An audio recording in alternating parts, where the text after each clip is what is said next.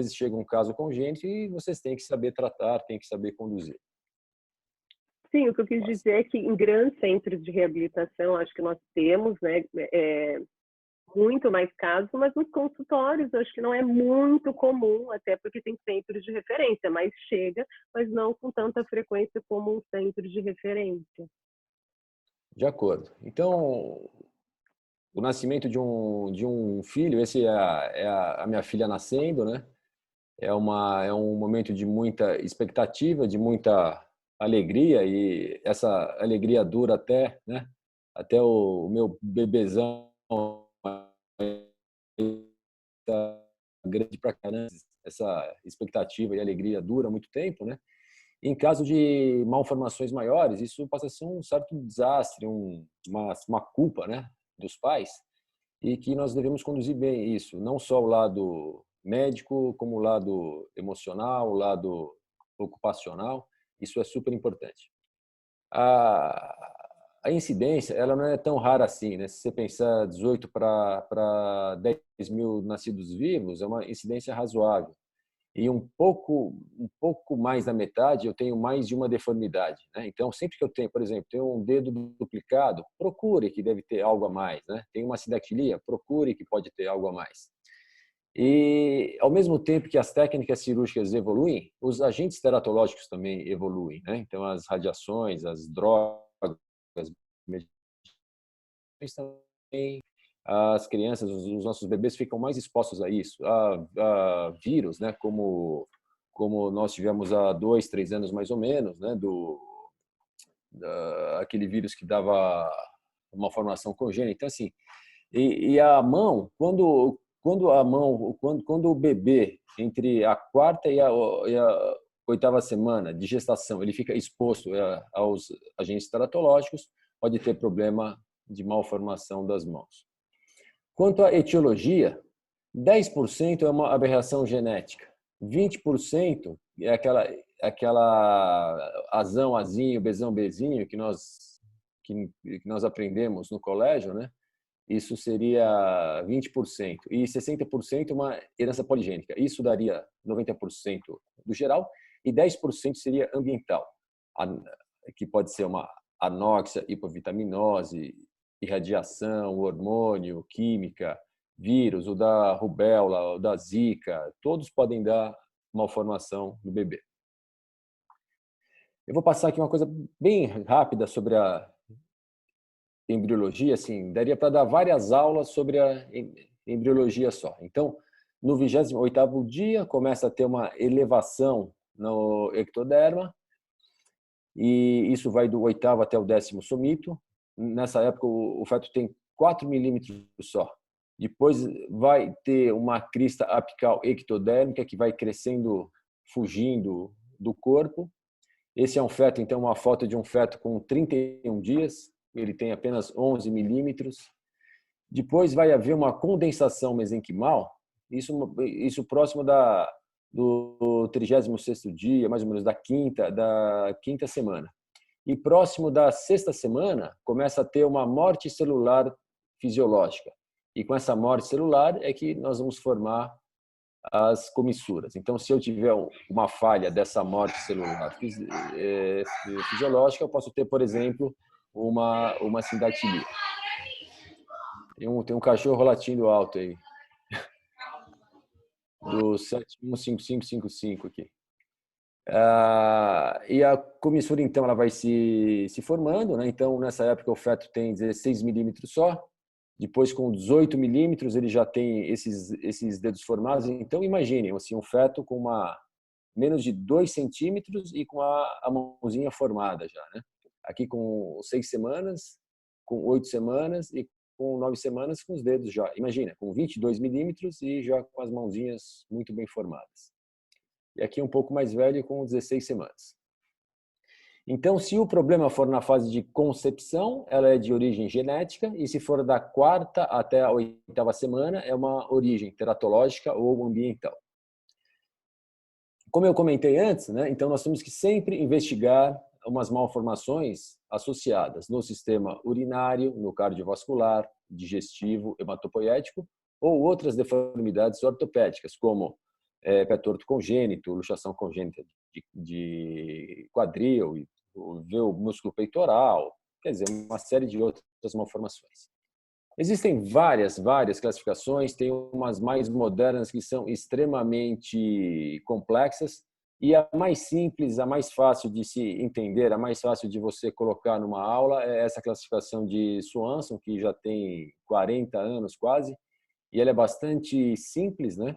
E que ela se divide em 7 tipos: falha de formação, falha de diferenciação, duplicação, supercrescimento, subcrescimento, banda de constrição e as generalizadas. Nós vamos começar então com a falha de formação, né? A falha de formação, ela pode ser de várias maneiras. Por exemplo, ela pode ser uma hemimelia, o exemplo clássico é uma mão torta radial, ou pode ser uma focomelia, que ela pode ser uma ausência de um segmento proximal, do segmento distal ou dos dois. E ela pode ser uma malformação transversa também, por exemplo, se a criança nasce sem a mão, se nasce sem o antebraço, né? Aí seria um caso de transversa. Então, nós temos a longitudinal, temos a focomelia, onde nós temos a mão, mas falta um segmento intermediário, e temos as transversas. Alguns casos, essa menina, por exemplo, com uma amelia, né? E vocês vão notar que essas crianças levam mais tempo para caminhar, para ficarem de pé e para andar. Por quê? Porque o braço participa do equilíbrio, né? O caso antigo lá da Santa Casa, do Dr. Lianza, que ele até passou as fotos para mim. Que essa criança, ela chegava lá na terapia da mão, ela não tinha as mãos, mas ela fazia tudo com os pés. Desenhava, escovava os dentes, fazia tudo com as mãos. Desculpa, com os pés. E os pés têm uma capacidade, não tanto quanto a mão, mas tem uma capacidade também para ser funcional e para essas pessoas serem independentes. Outros casos mais graves, né? Essa com uma malformação dos 4 membros, uma focomelia distal, isso é, ela tem o úmero e a mão já sai direto do úmero. E a focomelia completa é muito difícil de ver, eu faço mão há quase 30 anos e eu nunca vi uma focomelia completa.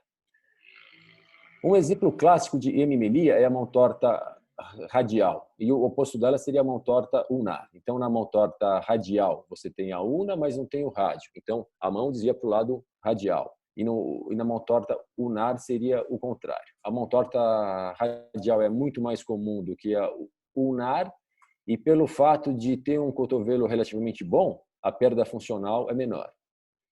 Ela pode ser dividida em 4 tipos, de acordo com Bain e Klug. Então, o tipo 1 é uma alteração só na epífise distal. O tipo 2 seria um rádio, é como se fosse um rádio menor, né? Um rádio hipoplásico.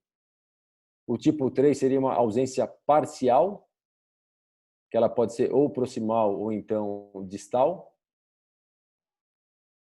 E o tipo 4 seria uma ausência total. E aqui um exemplo. E quanto mais frágil for o rádio, mais engrossada será a ulna. E ela pode estar presente com várias outras doenças. Aqui, por exemplo, um caso de mão torta radial com ictiose. Aqui com síndrome de Vactor, que tem alteração de vértebra, alteração no ânus, cardiovascular, traqueia, esôfago, rim. Quer dizer, um quadro bastante grave. E como que nós tratamos isso aí, né? Então, assim, eu vou dar uma ênfase nesses casos que vocês participam mais. Mão torta radial, chega uma criancinha pequenininha lá no nosso consultório, primeiro mês de vida, ou primeira semana de vida até, né? E nessa fase é muito difícil colocar órtese, né? São crianças bem pequenas, a pele bastante delicada. Muitas vezes elas não têm o polegar também, então fica muito mais difícil encaixar a órtese. Elas se debatem muito, a mãe fica com dó também, né? E geralmente a gente, nos primeiros 15, 20 dias de vida, orienta mais a manipulação do que órtese. E órtese, geralmente com o mês de vida, a gente já coloca órtese, onde a pele é um pouco mais resistente e a chance de formar escara é muito menor.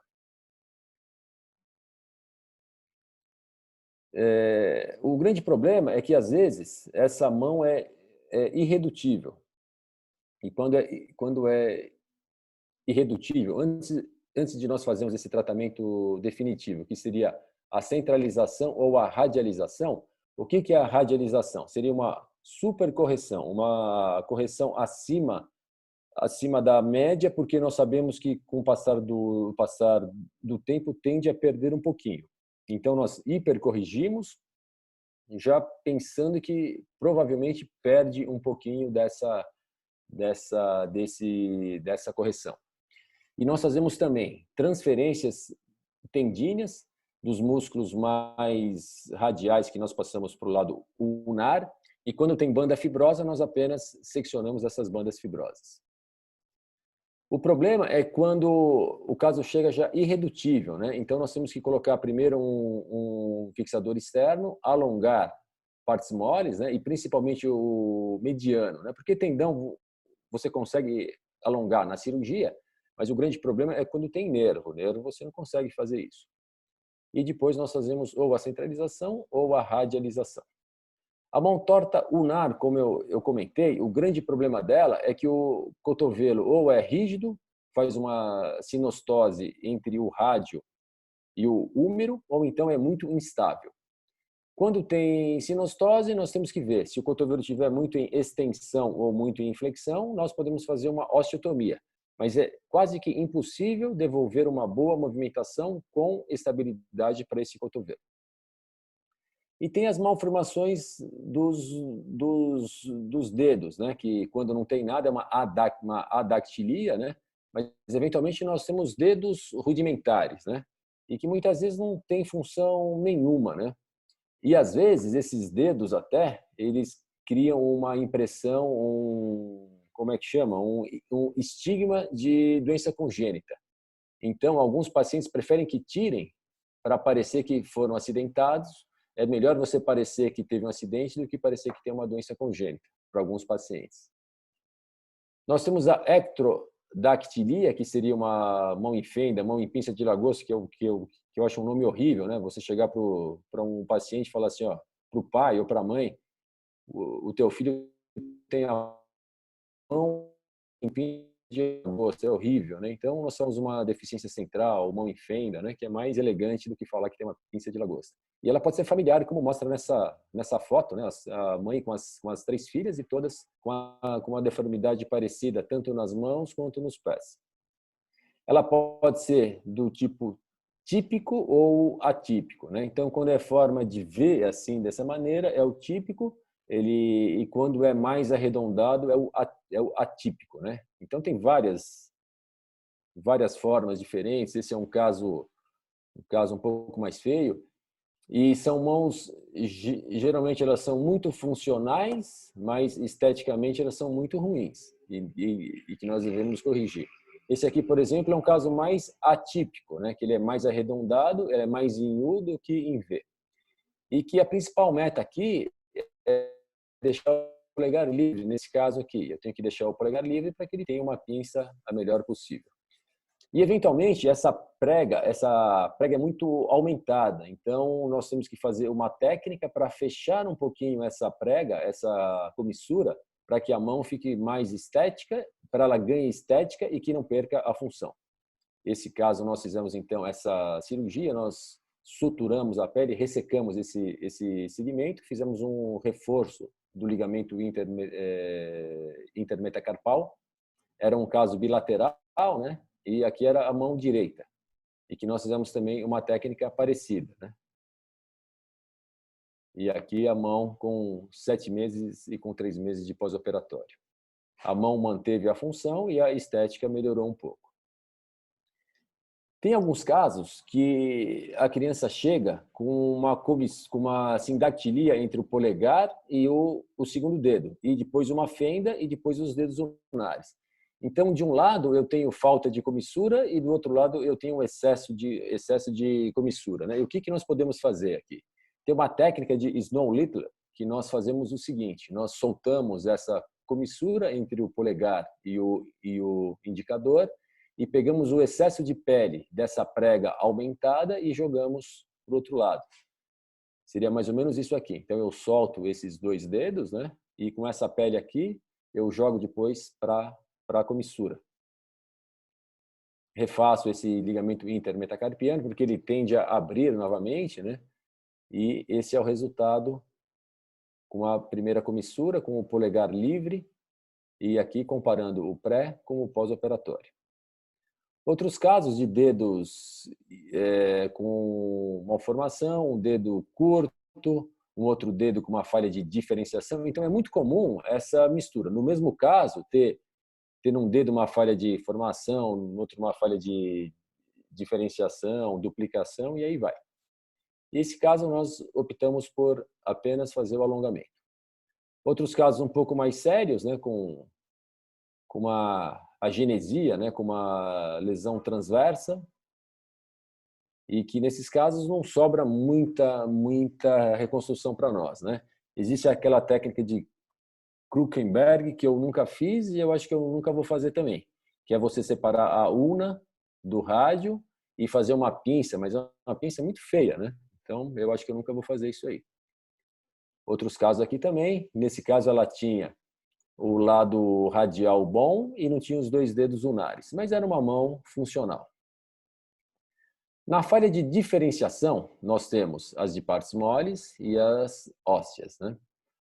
O principal exemplo é a sindactilia, onde nós temos uma sindactilia, ela pode ser incompleta ou pode ser completa. Completa é quando vai até a ponta do dedo. Quando tem união óssea, ela é complexa, e quando não tem, ela é simples. E quando nós temos essa confusão de ossos com falange delta, com ossos atravessados, transversos, nós chamamos de complicada. Então, nós temos as simples, nós temos as complexas e temos as complicadas. E o que acontece, como eu já falei no início, né, é uma falha daquela morte celular fisiológica, né? Então, a mão, primeiro ela nasce como uma pá e depois ela vai vai formando comissuras. E quando não forma comissuras, então nós temos a sindactilia. Ela é familiar, como nesse caso aqui, de 4 irmãos, né? Então vocês estão vendo 8 mãos e todas com sindactilia. E o espaço mais comum é o terceiro, que tem 50%. Então seria entre o terceiro e o quarto dedo. E depois entre o quarto e o quinto dedo. E a menos frequente é entre o polegar e o indicador. Ela tem incidência familiar também, né? Que nós estamos mostrando aqui, eu já mostrei também naquela outra imagem, aqui já é o pai e o filho, né? O pai já tinha operado. E se nós formos nesse site, esse é um site bastante interessante, esse omin.org. Então, por exemplo, se eu colocar lá uma pterígio, por exemplo, eu vou lá e ponho, ele vai te dar todas as síndromes que tem essa característica. Então, se eu colocar, por exemplo, sindactilia, vem 381 síndromes, né? Lógico que nós não vamos decorar todas, mas se você colocar aqui, por exemplo, vamos pegar esse exemplo 4 aqui, uma sindactilia do pé, telecanto, tal, você vai lá, ele vai selecionando e localiza qual que é a síndrome. Como eu falei também no início, né, se eu tiver uma simples sindactilia, vamos ver como é que estão os outros aparelhos: ortopédico, gastrointestinal, genito-urinário, cardiovascular e hematopoético. A falha de diferenciação, ela pode vir também com outras alterações. Por exemplo, aqui é uma falha de diferenciação com uma falha de formação também. Aqui é uma falha de diferenciação com uma duplicação. Aqui é com hipocrescimento. Aqui com gigantismo. Aqui é um proteus, síndrome de proteus. Ela pode vir também na banda de constrição, onde eu tenho uma acrosindactilia. Isso aqui é muito típico, né? Quando nós olhamos na base, parece que tem um furo, e você vai no campo e você consegue passar esse clipse no meio daquele furinho. E geralmente sai uma pele macerada até com cheiro ruim. Então, outros casos aqui que passa todo o clípse, aqui passa uma caneta, né? Tem vários, tem para todos os gostos aí.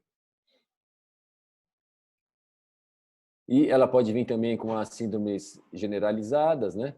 E um detalhe interessante aqui é o seguinte: esse é o dedo de novo da minha filha aí.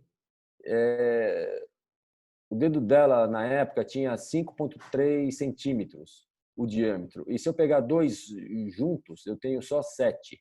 Quer dizer, eu preciso de pele para 10,6 e tenho só 7 centímetros de pele quando eu tenho sindactilia. Então, geralmente, quando nós fazemos uma comissuroplastia, nós precisamos de enxerto. É quase que regra.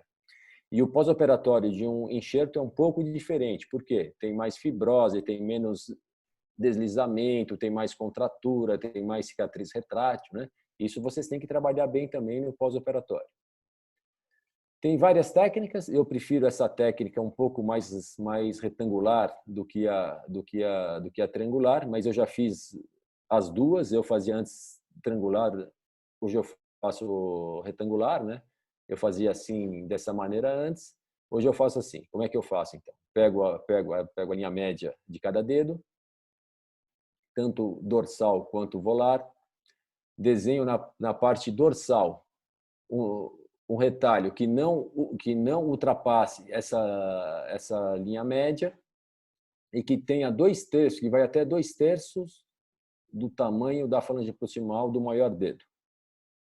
Aí depois faço o zigue-zague. E na face volar, eu faço esse retalho retangular também, mas com base não mais proximal e sim com base lateral. Completo o zigue-zague, tomando cuidado para que eles não coincidam, né? Senão eu vou ficar bico com bico e parte sem pele com parte sem pele. Então eles têm que um vai para cima e o outro vai para baixo. Temos que tomar cuidado com os vasos e com os nervos.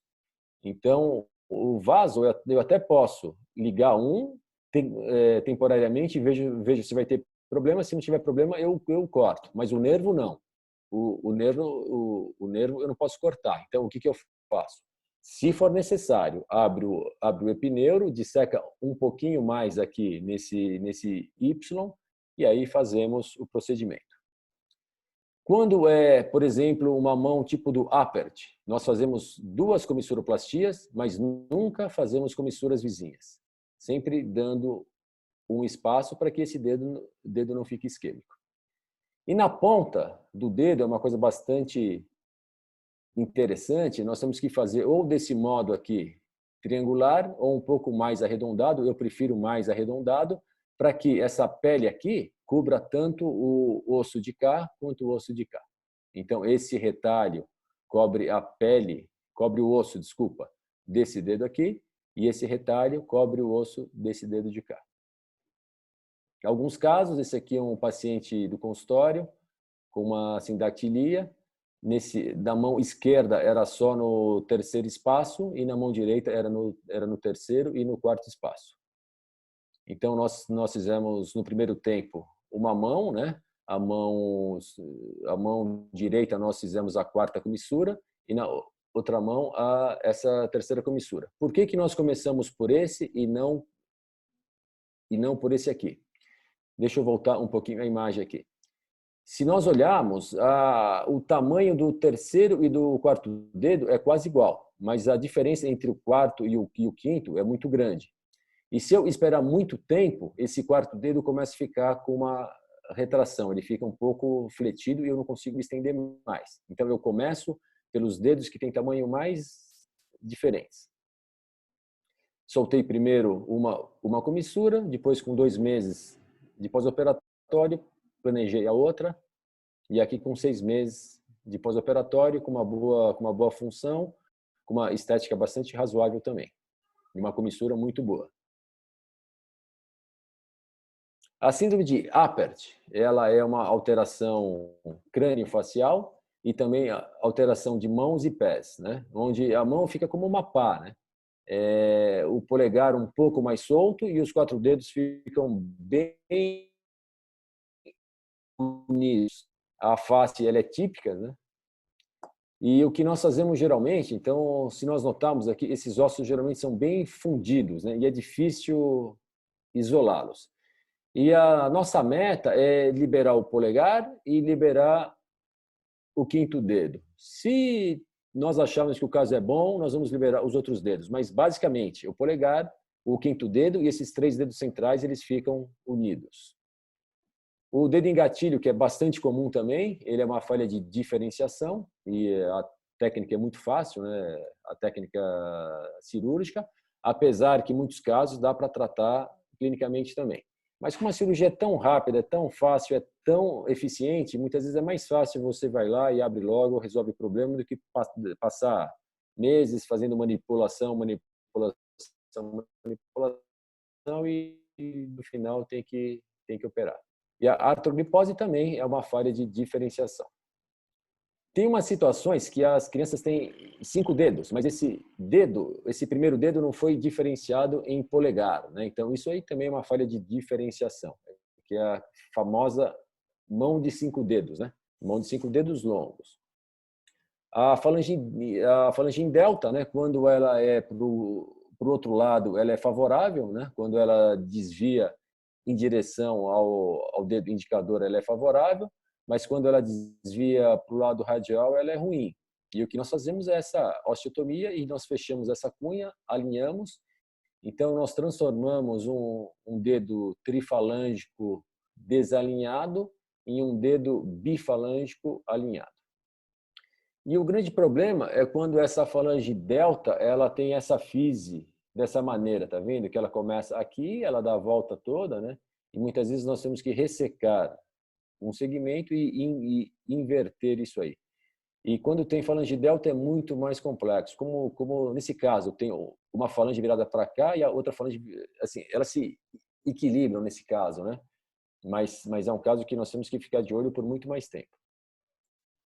E as piores sindactilias que eu acho são essas centrais, onde nós temos esse dedo totalmente desalinhado e com falange delta e com dedos centrais. Para mim, são os piores casos, são os casos que têm os piores resultados.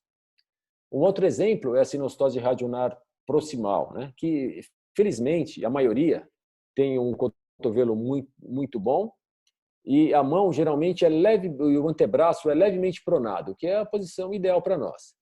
Quando é unilateral, eu posso ter um lado um pouco mais pronado que não tem problema.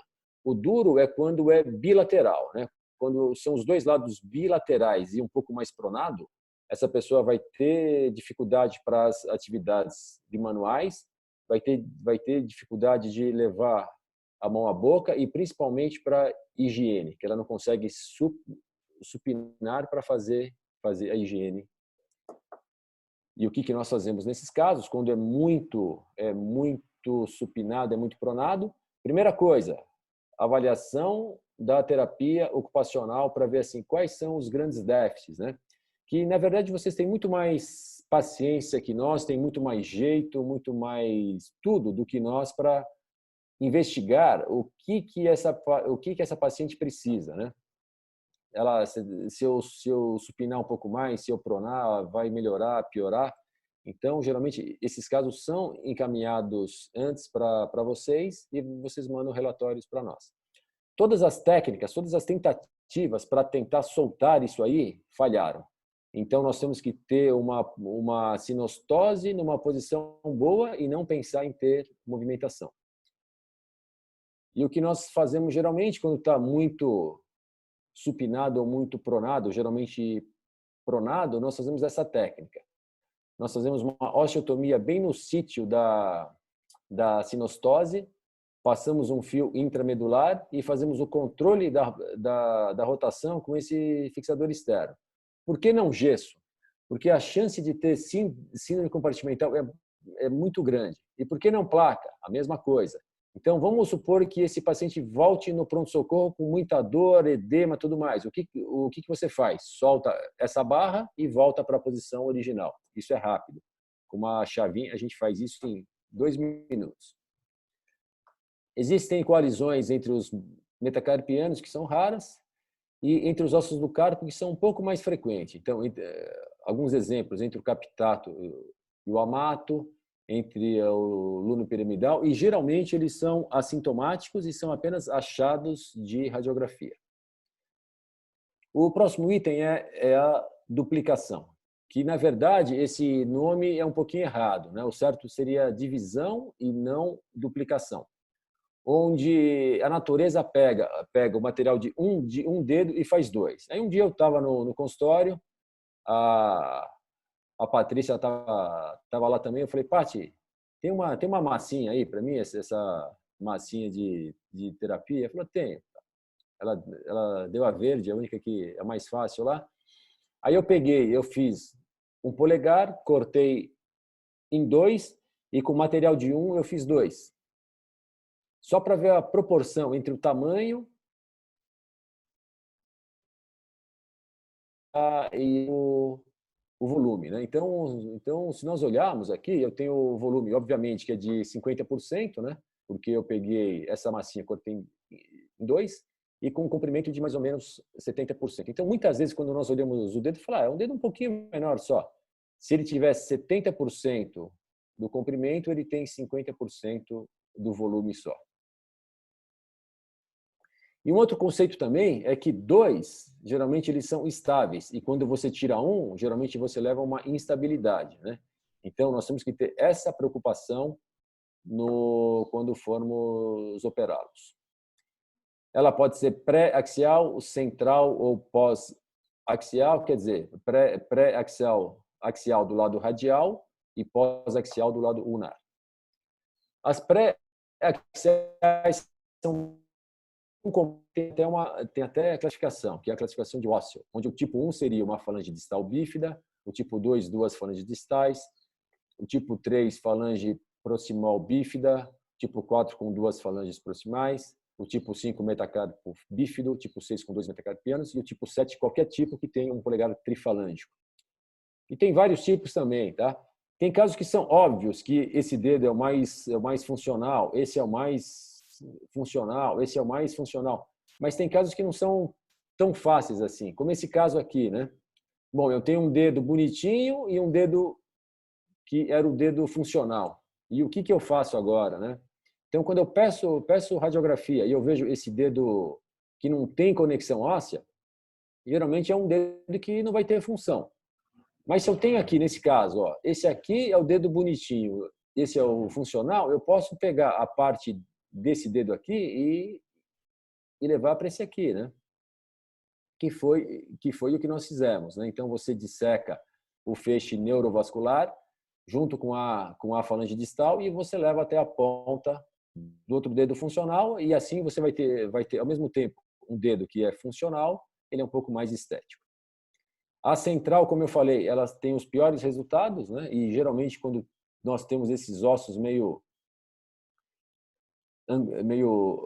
angulosos, falange delta, são os piores casos. E as pós-axiais, geralmente elas são mais tranquilas e geralmente quando são esses dedos balouçantes, eles são bem tranquilos, você tira no primeiro mês de vida, tira no consultório até.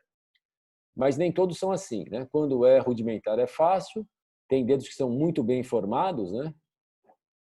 Tem dedos, esse aqui é muito bem formado e é voltado para a parte proximal, quer dizer, esses são casos que ficam muito bons depois que nós operamos, mas são muito ruins.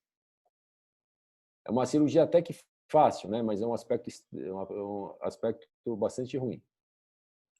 E a central, como eu falei, são as piores, né? Então, se nós notamos aqui, temos um dedo, dois, três, quatro que se bifurca, aqui tem mais um, outro, quer dizer, tem uma mão de 7 dedos, né? E aqui a mãe e o filho também, mostrando que isso é congênito.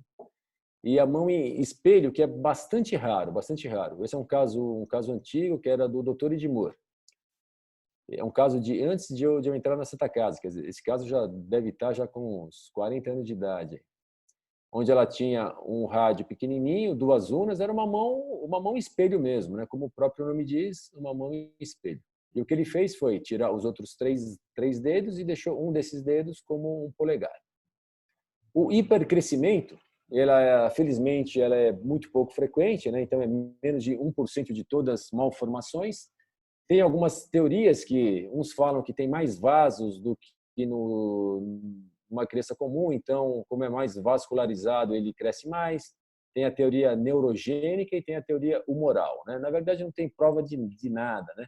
E tem os casos que são constantes e os casos que são progressivos.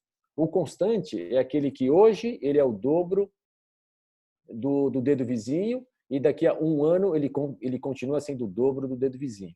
E tem os progressivos, né, que eles vão crescendo cada vez mais. Eles crescem muito mais do que o dedo vizinho e esses casos geralmente nós temos que fazer amputação. Alguns casos um pouco mais simples, né? Esse é um caso até que bastante discreto. O dedo do meio fica feio também, né? Um pouco grande na hora de xingar as pessoas. E já com desvio, assim, quando é muito grande e com desvio, acende a luz amarela. Pode ter no pé também o gigantismo, né? Esse caso aqui também, imagina na escola, né? Ele deve ser alvo de piadinhas, bullying, né? Ele tem 15 anos, ele tinha 15 anos, esse menino aí. E que nós fizemos, nesse caso aqui, uma amputação da falange distal. Casos muito mais graves, esse caso é um caso progressivo e cresce com esse desvio. Geralmente, esses casos aí nós temos que fazer amputação, né? E que tem melhores resultados amputando do que preservando. Esse aqui também, quer dizer, um crescimento muito acelerado e com esses desvios, quer dizer, são dedos que não são funcionais, né? E que nós optamos aqui pela amputação. Tem casos de hemihipertrofia, então esse menino parecia que ele fazia musculação com um lado só, tinha uma musculatura definida, né, de um lado só, e tem a síndrome de Proteus, né, onde a mão cresce muito mais rápido do que o outro lado, tem massas subcutâneas aqui no tórax, né, são casos bastante terríveis. Então, se nós notarmos a mão, né, se nós compararmos aqui, ó, olha essa proporção da mão direita com a mão esquerda e aqui, né, então ela cresceu muito mais do que o outro lado. Já o hipocrescimento tem desde os casos mais tranquilos, né, como a braquimetacarpia, que quando é discreto não tem problema nenhum, não tem déficit nenhum, e quando é um pouco mais acentuado, aí sim nós temos que tomar algumas providências, tipo alongamento, né? Assim, nesse caso não, porque ao mesmo tempo que a falange que o metacarpia, a falange proximal era muito longa, então um compensava o outro, mas é uma radiografia esquisita, né? Fica bastante, isso aqui parece né, um osso extremamente alongado. O polegar hipoplástico, geralmente o polegar, pelo fato de ser o principal dedo da mão, ele tem que ter um cuidado especial. Então, o grau 1 é apenas uma pequena hipoplasia e todas as estruturas estão presentes e o dedo é funcional, não se faz nada. No grau 2, nós temos uma contratura em adução, uma frouxidão do ligamento colateral ulnar, isso dificulta muito a pinça, hipoplasia dos músculos tenares e um esqueleto normal. Aqui é um exemplo deles. E a conduta, o que nós fazemos, nós temos que melhorar um pouco a comissura, os músculos intrínsecos e estabilizar a metacarpo falangiana. No grau 3, nós temos uma hipoplasia que é mais significante, uma aplasia dos músculos intrínsecos, os tendões extrínsecos são rudimentares, o esqueleto é hipoplásico e que nós temos que fazer, então, uma policização, tanto no tipo 3 quanto no 4. No 4 é um balouçante e no 5 também, que é um ausente, né? Então, aqui é um caso um caso só para ilustrar, né? Esse era o polegar, era um polegar que não era funcionante e que nós policizamos esse dedo, né? Então, o que é policizar? É pegar um dedo indicador e transformá-lo em polegar.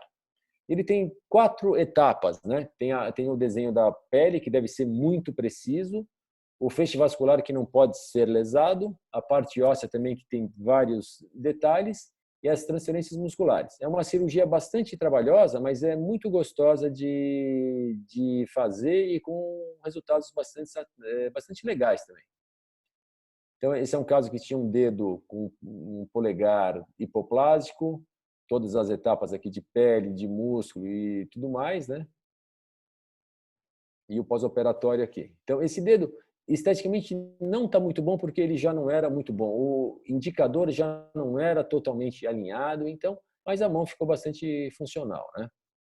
E aqui é um outro caso, onde tinha uma agenesia. Esse caso, se eu não me engano, eu acho que é a Regiane que fez o pós-operatório dele. Então, tinha uma agenesia já do primeiro raio, né? E que nós fizemos a policização. Essa foi a radiografia um pouco mais tardia e o vídeo não está correndo, mas ele tem uma função bastante razoável da mão. Não é tão boa que nem o outro lado, mas a mão funciona como um polegar. Temos a síndrome de Poland, que nós temos uma mão menor associada com essa alteração do músculo peitoral. Então, o peito fica um pouco mais fundo. Quando é menina, muitas vezes a mama também está um pouco alterada, né? Se a mama tiver normal, é bom que a mama esconde um pouquinho essa alteração do tórax, né? Mas quando tem alteração da mama, aí o caso é pior. E nós vamos ter aqui uma mesobraquifalangia, quer dizer, é uma falange média curta, ou uma braquimesosimfalangia, que é uma sinostose entre a falange média curta e a falange proximal. Vários casos aqui, vários exemplos.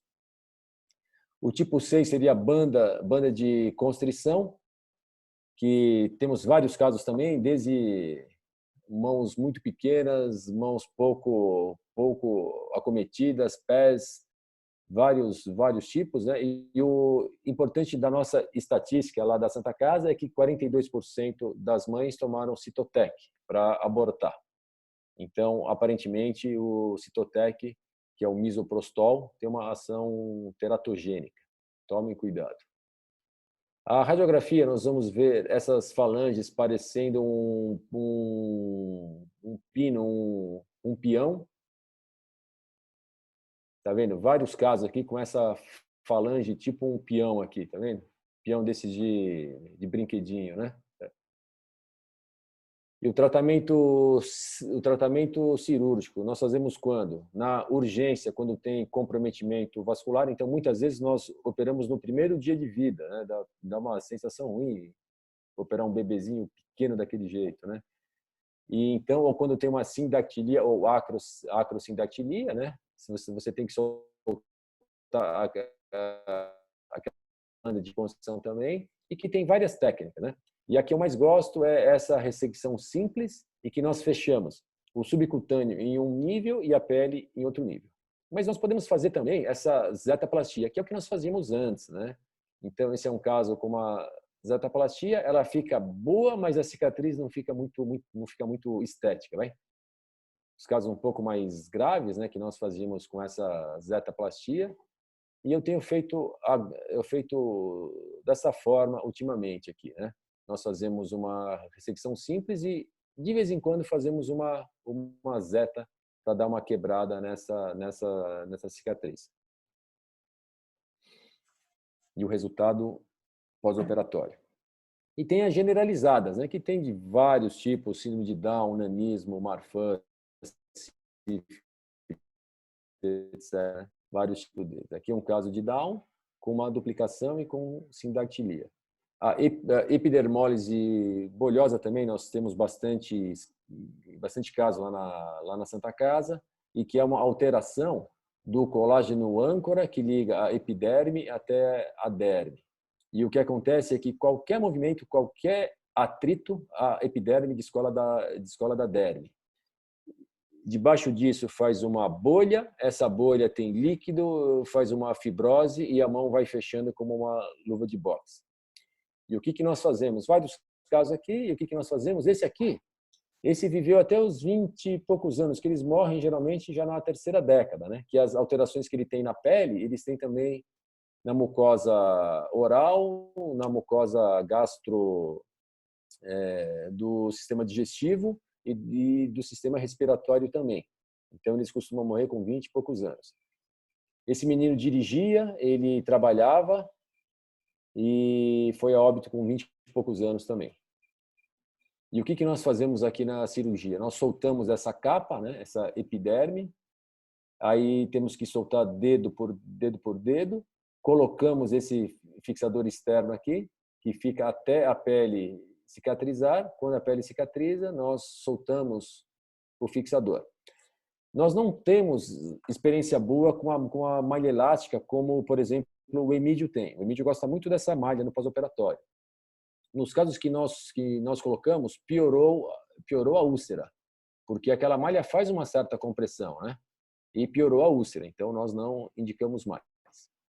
Tem vários tipos, síndrome vasculares, né, que tem alteração na mão, então nós ressecamos esses tumores vasculares, essas malformações vasculares, né, e que foi corrigido aqui com uma prótese vascular.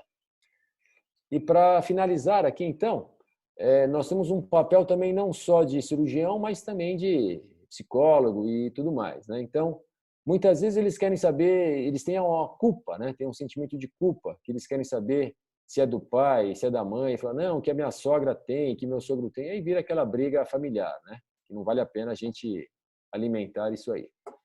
Muitas vezes vale a pena a gente fazer uma orientação genética. Por quê? Se for o primeiro filho, eles querem ter um outro filho, eles têm medo. Falam assim, qual que é a chance do meu próximo filho ter? Então, isso quem vai dizer vai ser o geneticista. Muitas vezes, tratamento psicológico com os pais e para os pais e para os filhos, né? E nós notamos que o tratamento cirúrgico é de fácil aceitação. Mas nós temos que tomar cuidado para não vender ilusões, né? Então, parece que eles falam assim, não, doutor, opera e opera o mais rápido possível, né? Mas nós temos que deixar claro que nunca vai ser tão bom quanto o normal. Lógico, em algumas situações fica muito próximo, fica, mas em outras situações não tem como fazer milagre. E é isso, muito obrigado. Legal, Caco. Obrigada pela aula. Eu acho que depois a gente podia discutir, depois da aula da Gláucia, por exemplo, as indicações cirúrgicas do polegar, por exemplo, a idade de 2 a 5 anos, não sei como você indica, né? No caso, por exemplo, de policização, então isso é importante para os terapeutas saberem, até para entender o desenvolvimento neuropsicomotor na hora da avaliação. Então, eu acho que a gente podia discutir um pouquinho mais isso, as indicações das idades, como é a sua experiência nisso. Aquela policização do Francisco, né, daquele paciente, eu só fiz a proteção, a fase de pós-operatório imediata, e quem acompanhou foi a Francine, ela está aqui na sala.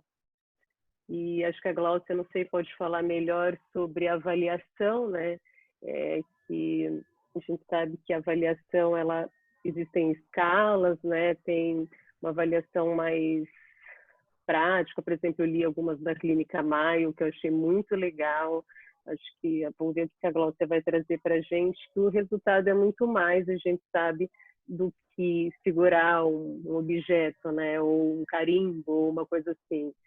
E discutir mais em relação à avaliação. E uma coisa que o Caco acho que colocou que é bem legal também, eu não sei se existe no Brasil, se vocês sabem, algum grupo de apoio, que a Sociedade Americana de Cirurgia da Mão, ela tem até um site sobre orientação, sobre conscientização das pessoas em relação à malformação congênita.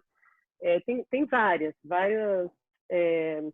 associações, eu não sei, né, no Brasil se tem alguma, porque eles ficam muito preocupados também em relação ao bullying, à escola, né, a fase escolar, então lá tem vários tipos de orientação para os pais e para as pessoas leigas, né? Não sei se a gente tem isso no Brasil. Regiane, o que eu acho que mais funciona aqui, assim, no consultório eu vejo pacientes com um nível melhor, né? Do que na Santa Casa. E eles fazem grupos de WhatsApp, montam uma fundação sem fins lucrativos, e estudam e apoiam. Quando você consegue entrar como médico referência, de ser, nossa, vem todo o grupo de WhatsApp lá, lá no teu consultório, né? E eu acho que isso funciona até mais do que organizações, né?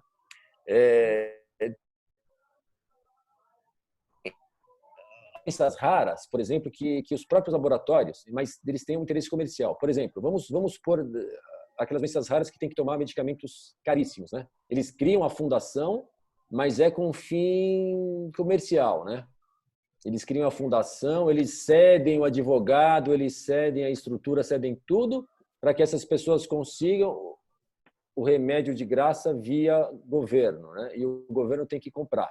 Isso funciona muito bem, mas funciona como com uma cara de máfia, né? Que o fim não é dar uma assistência legal, nada. O fim é vender remédio com o governo pagando, né? Uhum. Sei, se alguém quiser dar uma Isso que eu olhada acho. no da Sociedade Americana de Cirurgia da Mão, achei bem legal, e da Clínica Mayo também, as recomendações, acho que não tem muito esse perfil. Mas é uma ideia boa, sim. E até porque também a gente trabalha como equipe, né? A gente trabalha com professor, né? Essa criança, ela está em formação, então acho que a equipe, ela é interdisciplinar, né? Então acho que a gente precisa realmente de esclarecimentos. Eu não sei como funciona. Vamos escutar um pouquinho da Glaucia, a experiência dela, como que acontece aqui no Brasil. Eu acho que a gente tem que muito evoluir assim, em termos de avaliação. Mas vamos... Posso compartilhar minha tela, então? Pode. Uhum. Pode ter.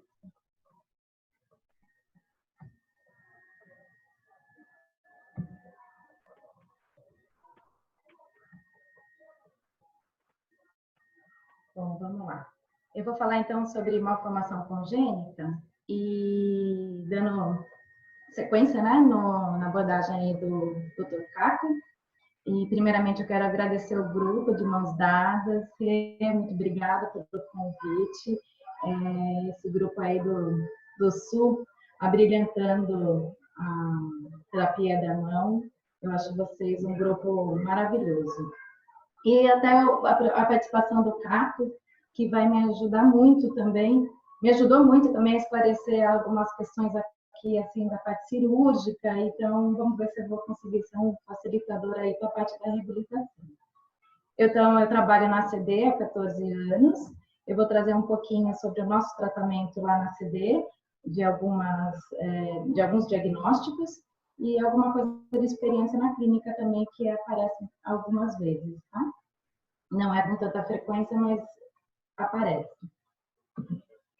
Então, como o Dr. Caco falou, né, anomalia congênita é qualquer alteração funcional ou estrutural presente na infância ou na vida adulta, causada por um evento anterior ao nascimento, seja hereditário ou adquirido.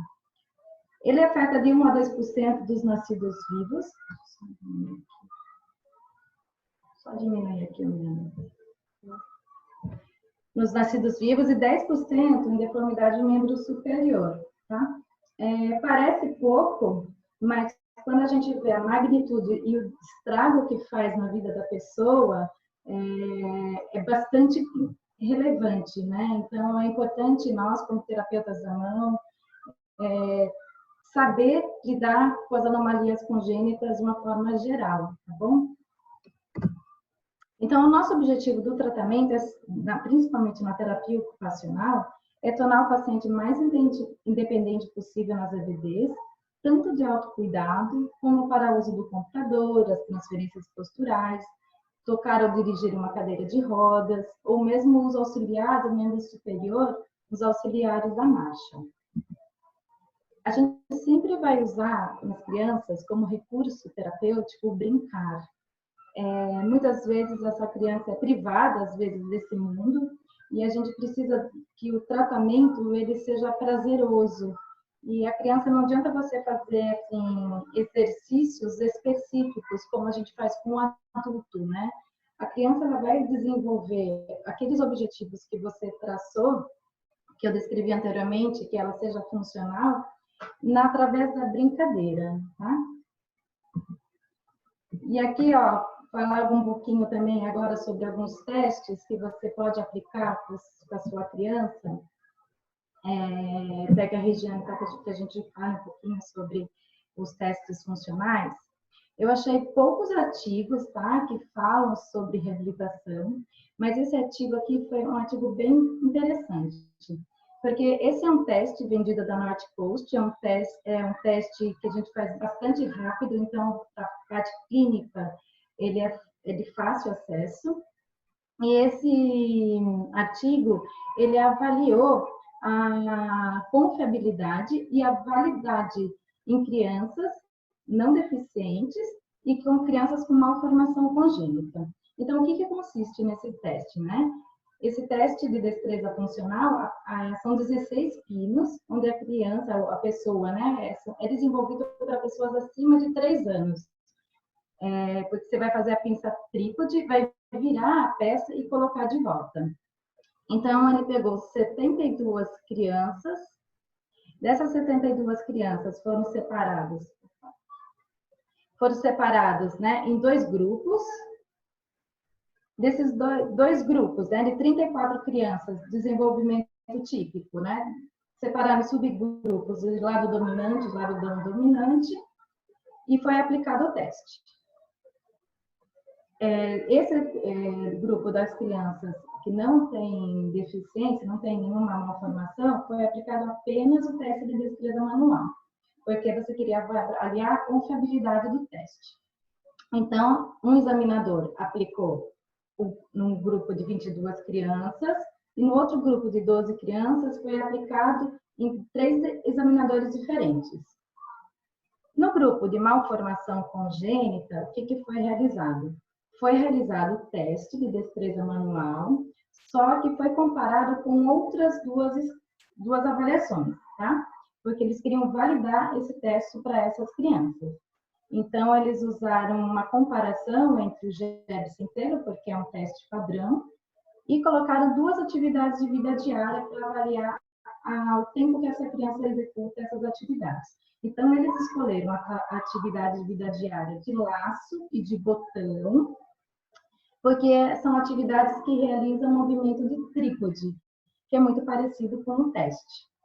Então, como resultado, nesse teste, não houve teve uma significância importante tanto para as crianças do desenvolvimento típico, tanto para o avaliador que aplica o teste, e se ele fazer de novo o teste, vai dar um resultado semelhante, e tanto para avaliadores diferentes. Então, teste bastante confiável. E para as crianças com malformação congênita, também teve um dado significativo em relação à mensuração do teste comparado com o GEBS e a da avaliação de AVD. Porém, ele pede para as crianças malformadas serem discutido novamente, realizado outras pesquisas, porque o tempo de execução das atividades dos testes, eles foram bastante discrepantes entre as crianças. Talvez a possibilidade porque as crianças tinham malformações, eram aleatórias, não pegaram uma única, né, um único diagnóstico. Então, talvez seja por isso. Esse outro artigo, ele fala um pouco da comparação psicométrica de 2 testes. Então, ele pega a PODCI e a COPM, né, que é a medida canadense. Só que esse artigo, ele não traz crianças com malformação. Ele pega 75 crianças, é uma revisão, tá, que ele faz. Então, ele pega 75 crianças que estão em reabilitação e terapia da mão. Eles aplicam um teste que eles consideram para o trabalho no início e na alta do tratamento. Então, o objetivo dele é avaliar a responsividade, o efeito teto, a validade concorrente e discriminante entre os 2 testes. Então, o que eles observaram? Que a escala COPM, ela tem uma maior responsividade em relação à PODCI, porém, as 2 escalas são compatíveis, tá? Compatíveis os seguintes, na verdade, não é que eles são compatíveis, eles chegaram à conclusão que eles têm uma validade concorrente e discriminante. Porém, o que eu quero dizer é assim, que as 2 escalas foram importantes, significantes, ela conseguiu mensurar a mudança no tratamento. Porém, o efeito teto da COPM foi melhor que a PODCI. Porque o que que acontece? Nem todas as crianças evoluíram rápido, né, na pontuação, tá? Então, a COPM, ela é melhor do que a PODCI, porém, os dois testes são significantes. Eu concordo com esse autor aqui, de 2013, que ele coloca que não existe um teste de autopercepção aceitável da função da mão em criança. Porque o que acontece? A criança ela não consegue mensurar com fidelidade a percepção daquilo tudo, porque ela não tem maturação cognitiva para isso. Eu acredito, o artigo ele não traz isso, ele fala só que a COPM ele foi aplicado nas crianças, mas eu acredito que para uma criança avaliar o nível de satisfação e de desempenho num tratamento, para ela dar uma nota, é muito difícil. Eu acredito que foi as mães que deram a nota, não as crianças, tá? Eu tentei aplicar com uma criança essa escala aqui. Eu fiz era uma criança que eu estava atendendo, de policização. Ela já tinha uma faixa etária de 4 para 5 anos e ela tinha muita dificuldade de usar o polegar policizado nas funções. Para tentar motivar a criança na terapia, eu fiz essa escala, né? Então, ela tinha que dar uma nota para as atividades que ela conseguisse usar o polegar. Então, a gente meio que fez uma lista das atividades que ela deveria fazer para as próximas sessões. Então, a gente sempre fazia um combinado assim, ela participava da lista e a mãe participava. Mas quando eu voltava no atendimento e a gente pegava e fazia essa escala visual analógica, né, de dor. O que acontecia? A criança ela pontuava 1 para todas as atividades que a mãe solicitava e todas as atividades que ela gostava, ela pontuava 5. Às vezes, sem ela ter feito as atividades.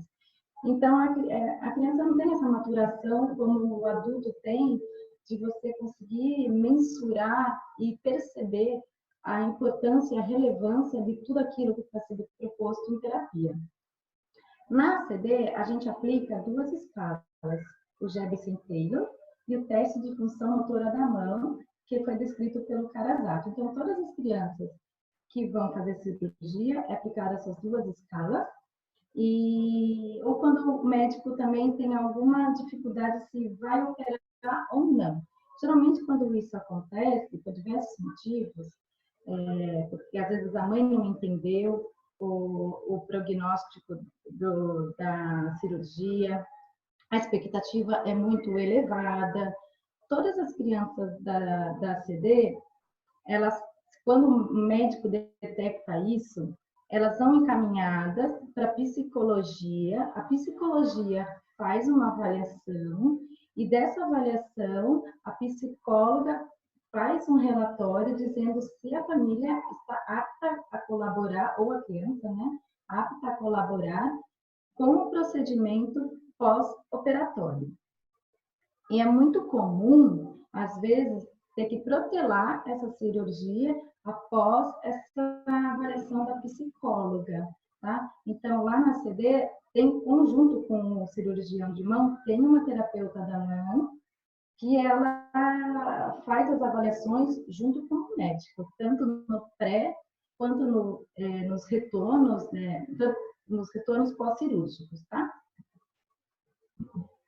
Esse é o teste de função motora da mão, tá? Que foi validado pelo Karasato. Então, ele consiste de 51 itens, dividido em 5 habilidades, tá? 5 aspectos. Então, tem atividade preparatória, habilidade de manipulação, vestir-se, alimentação e escrita. Esse teste, o HC também faz, tá? Então, esse teste, você vê o paciente fazendo essas funções. Então, você pede para o paciente alcançar um objeto na mesa, pede para alcançar um objeto no alto, apanhar objetos no chão, você pede para ele fazer essas pequena tarefa, etapa tarefa, né? E o terapeuta que pontua, sendo 0 não execução e sendo 3 realiza normalmente, tá? O coeficiente, na hora de você dar o score, ele modifica de acordo com a idade da criança. Porque esse 51 subteste é somado essas notas, tá? E quando é somado essas notas, você faz a subtração de acordo com a idade da criança. Olha, de 4 anos, você subtrai do coeficiente 45, tá? De 7 anos, você subtrai 30. E de 8 anos para cima, o coeficiente de execução é normal, tá bom? Por que isso? Porque a gente sabe que as preensões, né, ela modifica de acordo com a maturação cortical, então, de acordo com a idade da criança. Então, não tem como você considerar um teste para a criança a mesma pontuação do que uma pessoa acima de 8 anos. Então, aqui tem umas fotos do teste, né, de como a gente faz. Então, a gente pede para o paciente realizar as atividades e você vai pontuando. Tá? Não sei se mais gente usa o índice de função manual. Agora a gente vai entrar falar um pouquinho sobre a pós-operatória das cirurgias, né? A sindactilia, que foi citado pelo Dr. Caco, né? Às vezes, quando ela é simples, é mais tranquilo realmente de fazer, mas às vezes ela pode envolver alguma integridade do espaço, né? Adquirido nessa comissura, por conta, às vezes, de um retalho, por conta de uma cicatriz, né? Então, após essa cirurgia, se o médico percebe, né, que está havendo uma retração, não é incomum o uso de algumas órteses para manter esse espaço ganho da cirurgia. Então, você pode realizar essa pequena órtese, ou assim também, vai fazer de acordo com o ganho da cirurgia. E se você observar também que existe uma hipertrofia na cicatriz, também não é incomum a gente orientar o uso de placa de silicone, pomada de silicone, junto com uma faixa compressiva, tá? De uso contínuo. O problema realmente é as complexas e complicadas, né? Quando tem restrições funcionais decorrentes de contraturas das interfalangianas, né? Então, no caso aqui, muito bem abordado pelo Dr. Caco, né? A gente optaria por conseguir ganhar o polegar e também, né, o quinto dedo, né? Iniciar a terapia após 4 semanas com movimentação ativa, assistida e passiva graduada, mas assim, como o Dr. Caco abordou, às vezes essa clientela pode vir acompanhada de alguma síndrome, e dessa síndrome pode haver alguma alteração cognitiva, alguma questão comportamental, e onde a criança não vai estar adequada nas terapias. Então, é muito importante você conseguir fazer uma abordagem com os pais, com essa criança, para você entender todo esse contexto, para que você não perca a cirurgia decorrente, muitas vezes, de uma falta de adesão ao tratamento, né? E coisa que você poderia ter visto antes. Esse é um bebezinho que apareceu na oficina ortopédica da ACD. Ele tem 2 meses, nasceu com o quinto dedo curto. Não dá para ver direito, mas ele era rodado, ele rodava para dentro da mão, tá? Então, o médico dele optou em realizar uma órtese, mas olha, o tamanho do dedo dele é menor que a minha falange distal. Então, tinha 2 meses de vida. Aí eu optei em fazer uma órtese, mobilizando o punho também, colocando também o dedo, né, adjacente também na órtese, para poder dar uma alavanca melhor, para segurar melhor esse dedo. Não dá para ver direito, mas ficou a posição de segurança. E nesse caso aqui, eu faço acompanhamento uma vez por mês, eu peço para retornar na ACD, né? O retorno na ACD até 3 meses, né? Não tem custo para o paciente, independente, né, do que aconteceu, então eu peço para retornar comigo. E não é um paciente meu, é um paciente que eu só fiz a órtese, tá? Eu optei por uma órtese com uma alavanca um pouquinho maior para poder dar estabilidade, porque senão não tinha condições de abordar só o dedo ou ir até a radiocarpiana, tá? Então eu tive que avançar um pouquinho. Aí eu pedi para a mãe usar uso noturno e alguns horários durante o dia, até mesmo para a criança poder fazer o desenvolvimento infantil também, desenvolvimento motor dessa mão. O dedo gatilho, eu acho que é o que aparece mais para mim em consultório. Então, é um bloqueio do tendão flexor sobre a polia 1, às vezes esse tendão flexor está encurtado também. Geralmente, a recuperação é espontânea, nos casos de idade, né, de até 12 meses, ou nos casos mais leves, acontece. Já aconteceu comigo do paciente ir até o consultório, né? O médico faz um encaminhamento para mim, a mãe liga, marca, às vezes no mesmo dia ela me liga, marca, a gente volta daqui, eu vou depois de uns 2 dias, né? Aí, do retorno do médico, e às vezes a recuperação foi espontânea, né? Já aconteceu isso comigo. Esse artigo aqui é bastante interessante, mas algo que talvez eu não faria, depois eu quero ver até a opinião do Caco. Mas ele propõe uma órtese longa após a liberação cirúrgica. O que ele faz? Né? Ele pega 3 crianças, é um estudo de casos, né? Então são 3 crianças, né? Na idade média de 2 anos a 2 meses, faz a liberação cirúrgica, porque essas crianças elas estavam tratando conservador e sempre tinha recidiva, todas elas com casos de recidiva, pós uso de órtese. Então, ele faz a liberação e ele coloca um gesso nessas crianças com o cotovelo fletido a 90 graus, o punho lá neutro e a mão também neutro. E essas crianças ficaram com essa órtese durante 3 semanas. E depois tirou a órtese e fez o acompanhamento durante 38 meses. E daí não tiveram recidiva mais depois desse período. Eu achei bastante agressivo uma órtese dessa magnitude toda, né? Envolvendo inclusive o cotovelo, provavelmente por conta da origem, né, do flexor. Agora, esse outro artigo, ele traz um tratamento, faz uma revisão sistemática do PubMed, tá? E ele tem como objetivo trazer um tratamento em forma de algoritmo, tá? Para essa clientela. Então, ele faz uma pesquisa no PubMed, ele consegue 272 artigos.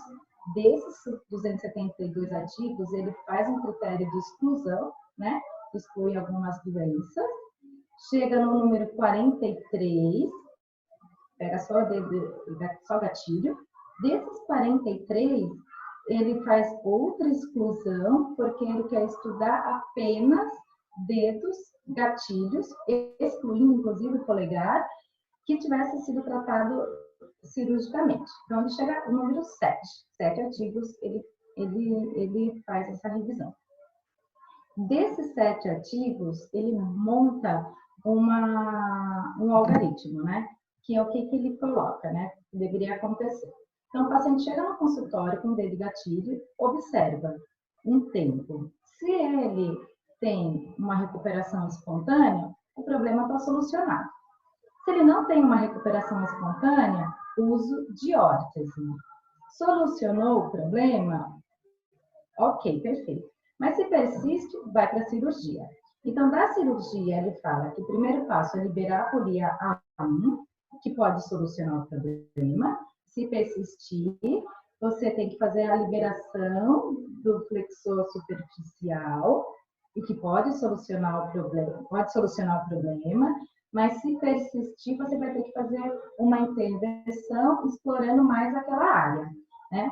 ou você avança mais, né, no tendão, né, flexor, ou você libera a polia 2, né, envolvendo talvez a banda do tendão. A polia A3 também pode envolver, com um outro procedimento para que chegue a alguma solução. Esse caso aqui chegou para mim um pouquinho antes da pandemia acontecer aqui em São Paulo, tá? Então, na semana que o Dória decretou, acaba tudo, fecha tudo, essa mãe me ligou. Só que essa mãe, ela estava com um bebê recém-nascido de dias na casa, ela era uma enfermeira. Então, realmente, a gente estava bastante assustado naquela época, e a filhinha dela, de 2 anos, estava com o engatilho já fazia uns 2 meses. Ela tinha feito terapia com uma outra colega, terapeuta de mão também, tinha feito um ou 2 atendimentos, eu não me lembro agora, mas era em consultório. Então, quando ela me ligou, o polegar da criança estava já com uma interfalangiana fletida. Então, já tinha um encurtamento do flexor longo do polegar. Aí, eu fiz uma órtese para ela, para a gente tentar seriar essa órtese, e essa mãe ia monitorando através do WhatsApp. Então, no dia 16, eu confeccionei a órtese e ensinei alguns exercícios, né, para que a gente coloque o deslizamento desse dedo. A criança, ela não gostava muito, a gente tinha uma boa interação, mas era mais uma interação longe, ela não gostasse que eu pegasse muito nela. Até porque ela tinha um bebezinho que estava chegando, tinha acabado de chegar na casa dela, então ela estava vivendo diversas experiências novas, né? Estava excluída da escola, então tinha um bebê novo chegando e esse polegar também acontecendo. No dia 22, a mãe mandou uma foto para mim, né? Aí eu voltei lá e nós fizemos, parece pouco, mas qualquer grau é significante. Aí eu fui lá, remodelei essa órtese para um pouquinho mais ganho de amplitude, para a extensão da interfalangiana. O polegar ainda gatilhava bastante, essa órtese era noturna. Essas fotos são bem caseiras porque a mãe que me mandava. Aí no dia 28 houve uma pequena melhora, mas não muito significativa, então a gente pulou mais outra semana. Aí no dia 15/4, a mãe fez outro contato comigo, a criança apresentava esse polegar, eu até fiquei meio decepcionada. Aí eu falei para a mãe assim, faça um movimento e me manda uma foto você tentando alongar esse dedo. Porque até no dia, em março, o flexor lunar estava encurtado mesmo, né? A gente não conseguia estender o polegar. Aí, para minha surpresa, a gente conseguiu estender, aí eu voltei lá, a gente fez a órtese, aí nessa mãe comentou comigo que ela observava que o polegar não estava gatilhando tanto quanto ela observava nos outros meses. E no dia 5/5, em maio, a gente conseguiu uma amplitude de movimento próximo do normal, tá? Eu não tenho foto da órtese, mas eu fiz uma órtese assim, olha, aqui a órtese, eu tirei uma foto do fundinho da órtese. Ela era uma órtese, tipo o abdutor de polegar que a gente faz, mas eu não deixei em oponência, eu deixei em extensão o máximo possível, não inteira estendi, mas só a interfalangiana que eu tentava deixar o mais extensão possível. Eu pedi para a mãe usar no início do tratamento, noturno sempre, e durante o dia alguns momentos, porque eu queria que a criança também usasse esse polegar nas funções, tá? Mas a partir do dia 5/5 era só noturno. Eu fiz contato com a mãe esses dias para perguntar como estava essa criança. A criança, ela falou que melhorou muito a parte do gatilho. Às vezes apresentava um gatilho uma vez ou outra, ficava semana sem engatilhar, outra semana com, mas a mãe, ela falou que tá bom desse jeito, que eu pedi para ela entrar em contato com o cirurgião, mas ela falou que ela prefere esperar um pouquinho e eu acho que ela está um pouco amedrontada aí por conta da Covid, porque perderam duas pessoas da família com a pandemia, né, e infectado com o coronavírus, tá? Então, aqui, né, todos nós somos profissionais que tratamos a mão, que adoramos a função manual e sabemos da relevância do polegar nas funções e principalmente no desenvolvimento motor da criança. Então, o polegar, ele começa a ter uma participação mais ativa da função da mão por volta, deixa eu ver, dos 9, 10, 11, 12 meses, a gente espera que o polegar já esteja com uma função melhor, que ele começa a fazer uma pinça inferior.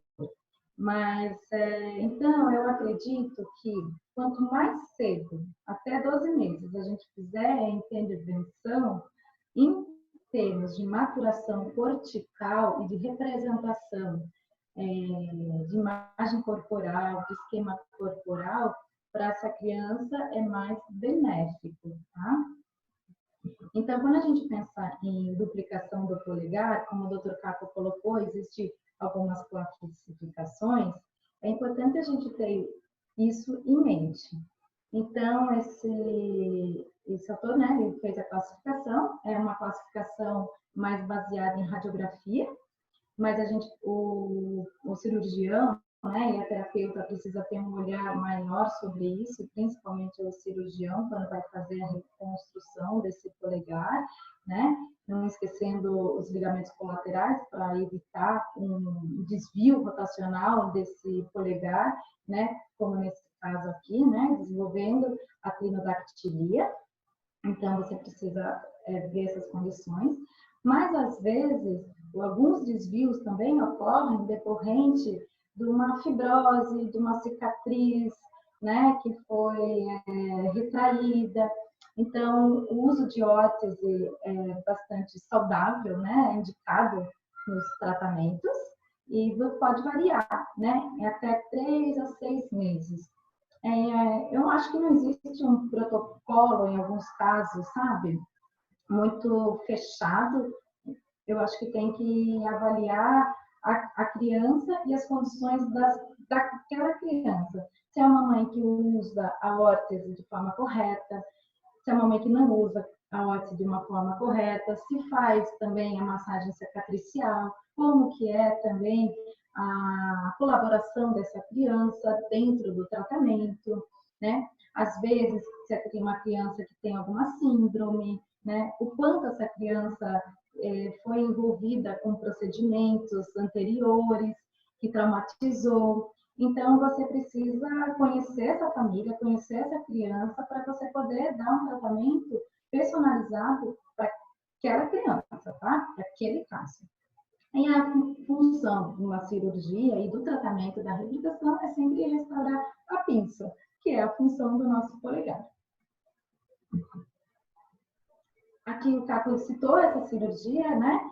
Complementando um pouquinho, então, a aula dele, esse artigo trouxe um estudo de caso, onde a gente observa, né, um polegar acessório, né, muito bom, muito parecido com o lado contralateral, e o lado, né, do polegar radial, ele tinha uma contratura na interfalangiana, e a unha também bastante inadequada. Então, aqui na radiografia dá para ver bem, né? As condições, né? E daí esse artigo colocou que a amputação desse polegar, tá? Radial, e foi colocado, né? O polegar, né? Que tinha uma aparência mais saudável no lugar, né? Então, ficou 6 semanas, né, de pós-operatório, tá, imobilizado, e depois feita a terapia. Aí essa criança foi acompanhada, né, durante um período aí, e aí colocou-se que ela teve a interfalangiana rígida, porém bastante funcional, né? Então, a interfalangiana ficou rígida, mas teve função, tá?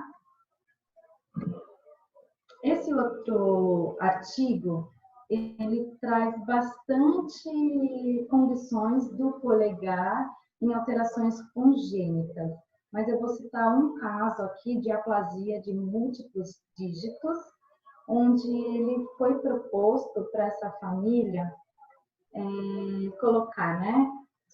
Transferir o segundo dedo do pé na mão. Então, às vezes, essas condições assustam a família. Esse artigo, ele traz isso também. E uma forma que eles tiveram de auxiliar essa família é aquilo que o Caco falou, né? De colocar a família em contato com outras pessoas que tiveram o mesmo problema, para desmistificar o procedimento, para poder dar função para essa criança. Ele também coloca que o ideal é fazer o mais precoce possível, por conta da função cortical. Então, até 12 meses, você tem que transferir um dedo do pé, e até 18 meses de idade da criança, tá? Você transfere o outro dedo do pé. Então, ele pega o segundo dedo de cada pé e para fazer essa transferência, para a criança poder ganhar essa pinça. Então, o ideal é se fazer até 18 meses por conta da maturação cortical dessa criança. Outra coisa que ele coloca também é que se a criança não tiver metacarpo, ou não tiver o metatarso, né, não dá para fazer a cirurgia, né, porque às vezes a malformação está também não só na mão, mas está no pé também, tá? Mas quando você tem um metacarpo não muito adequado, você tem que transferir o metatarso também. Só que quando você transfere o metatarso, o risco de você ter uma rigidez articular é mais acentuado. Sendo que a área também tem que ser compatível os tendões e também a parte vascular, tá? Para ter sucesso essa cirurgia, tá? Então, é uma cirurgia complexa e esteticamente não fica bonita, mas fica funcional para essa criança. Ou então, a outra sugestão é colocar uma prótese mioelétrica. Então, aqui, ó, falando de todo o esquema corporal, aqui é uma criança com mão torta congênita. Eu quero que vocês olhem, né? O quanto essa criança que tem os braços curtos, ela é privada de todo o desenvolvimento motor. Então, assim, o membro superior, ele participa das etapas motoras do controle de tronco quando a criança faz a descarga de peso. Porque quando ela faz a descarga de peso na superfície, ela consegue trazer o corpo para a postura do sentar. O engatinhar também fica comprometido. Então, é uma criança que não consegue realizar essa etapa de controle motor. Sem contar que a noção de coordenação, né, espacial também pode vir a ficar prejudicado. Vou ver se eu consigo voltar para vocês verem novamente a dificuldade dessa criança que tem 1 ano. Em 1 ano, a gente já espera que uma criança esteja em pé. Essa criança tem dificuldade no rolar, de fazer a passagem, né? A terapeuta até tenta fazer com que ele faça a descarga de peso, mas ele não consegue fazer a passagem do deitado para o sentar. Então, é bastante relevante a intervenção da reabilitação, da terapia ocupacional, e nós, como terapeutas da mão, temos que acompanhar essa criança como todo. Então, o que nós vamos tratar não tem que ser restrito apenas à nossa mão, né?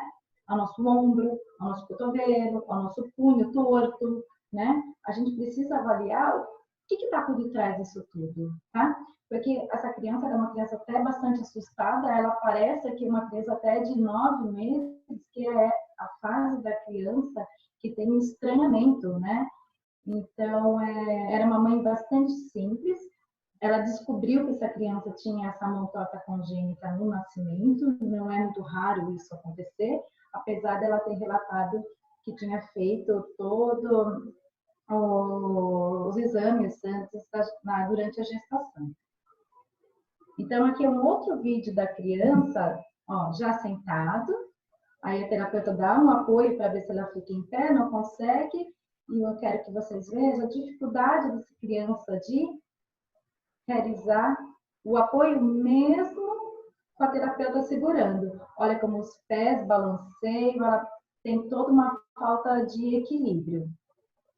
Então, nessa foto que nós vamos ver, a gente percebe o quanto o membro superior está participando da atividade de ficar em pé, né? O quanto ele é importante para a criança passar por todas as etapas, para ela conseguir dar os seus primeiros passos na idade de 1 ano e 1 mês, 1 ano e 2 meses, 1 ano a 4 meses, dependendo aí do estímulo que essa criança tem. Tem crianças que conseguem, que andam, né, até com 10 meses, tá? Aí varia de uma criança para outra, e isso não significa, né, que a criança tem uma síndrome, né, aquela que engatinha com 10, a criança que anda com 10 ou com 1 ano e 2 meses, tá bom? Mas nesse caso aqui, é uma criança que não consegue nem ficar em pé, tá? Pela dificuldade do membro superior nessa função. Essa mesma criança, agora vocês vão observar ela na função com objetos, tá? Na verdade, mais nas preensões. Então, a criança, olha, que deveria estar fazendo a pinça radial inferior, ela tem uma exploração pobre do objeto, então ela está meio que na fase aqui, acho que de uns 7 meses, onde a criança bate o objeto na mão, ela só não faz a exploração oral dos objetos, mas ela quase não tem função dos objetos, né? Eu não coloquei o vídeo aqui, mas a gente colocou um pianinho para ela batuca no pianinho, né? Então ela tem uma exploração bastante precária para a idade dela, né? Onde ela devia estar já conseguindo trazer esse indicador para a função de pinça, tá? E aí, nessa hora, com 12 meses, que o polegar começa a ter a função. Então, por isso que é importante a intervenção cirúrgica o mais precoce possível.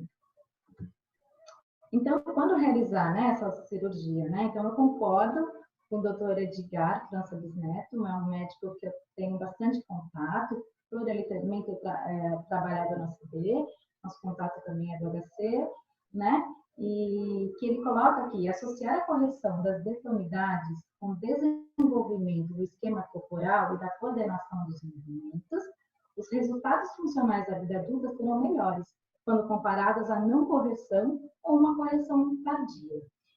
E outra coisa também que é importante nós como terapeutas, né, saber que o objetivo cirúrgico é fornecer uma estabilidade ao punho, aumentar o tamanho do antebraço, melhor alinhamento do tendão flexor e extensor, tá? Então, independente do tipo da deformidade, sempre o objetivo cirúrgico é oferecer essa estabilidade ao punho, porque o punho com estabilidade, a gente consegue ter as pinças e trabalhar toda a destreza manual, porque o nosso corpo ele trabalha assim, um movimento em cima de uma estabilidade posterior. Então, a gente precisa ter um punho alinhado para a gente poder fazer a pinça. O punho alinhado precisa ter um cotovelo bom, que precisa ter um ombro bom. O ombro, para ter movimento, a gente sabe que tem que ter uma escápula boa. Então, a estabilidade, movimento, estabilidade. Movimento, estabilidade.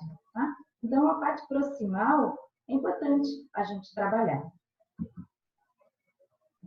A intervenção com a órtese, ela tem que ser o mais precoce possível. E sempre que, se possível, seria essa órtese, tá? Aqui é um bebezinho também, de 2 meses, tá? Ambos de 2 meses, um com um desvio, né? Radial, o outro lunar. A órtese, nós indicamos 23 horas por dia, tirar 1 horinha para descanso. E a preferência para órtese é aquela que não envolve os dedos, para usar durante o dia, tá? Para a gente poder continuar tendo a função manual, que é essa daqui, ó. Essa coxinha aqui com... Então, assim, essa criança era uma criança maiorzinha, já de 2 anos, tá? Ela tinha essa mão torta, não tinha feito esse procedimento cirúrgico, e a mãe optou em ter 2 órteses. A mãe quis ter uma órtese noturna, né? Na verdade, foi uma indicação da médica. Ela quis ter uma órtese noturna envolvendo os dedos, ficava um pouquinho só livre na distal. E a outra órtese rosinha com rosa, ela optou para ter durante o dia. Na verdade, essa órtese é a mais indicada para as crianças, porque ela não priva a criança da função. Mesmo as crianças que não têm o polegar, elas precisam de uma órtese para ser usada 23 horas por dia, tá bom? Inclusive para dormir. Esses 2 artigos, ele traz como forma de correção do punho, né, a centralização e a radialização, tá? E aqui eu vou citar mais uma vez o Dr. Edgar. Então, o Dr. Edgar, ele coloca que um ângulo maior de 20 graus, ou até 20 graus, com encurtamento importante, tem que transferir os músculos extensor radial do carpo para extensor lunar do carpo. Mas, se for até 30 graus, se ultrapassar esses 20 graus, deve ser feita a centralização ou a radialização, tá? Dependendo aí da experiência do cirurgião. Se for acima de 30 graus, o médico indica um fixador externo, como o Dr. Capo disse, porque envolve todas as partes moles, né? Para a gente ganhar um alongamento maior, principalmente de nervo, tá? E depois de 4 semanas, realizar a cirurgia, tá? Então, esse fixador externo, ele é feito, né, de uma forma com que a mãe consegue manejar ele e vai ganhando 1 milímetro por dia, tá bom? Aí, depois que faz a cirurgia, fica 4 semanas com gesso, ou você pode colocar já uma órtese, tá? Então, na segunda semana, né, começa os cuidados com a cicatriz, o edema, essa órtese do punho é mantida, né, junto com os dedos, para ter uma alavanca maior. Na 5ª semana, essa órtese poderá ser retirada para higiene. Na 7ª semana, início de exercícios ativos e vivência da mão nas brincadeiras e nas AVDs, e uso da órtese noturna por mais 3 meses.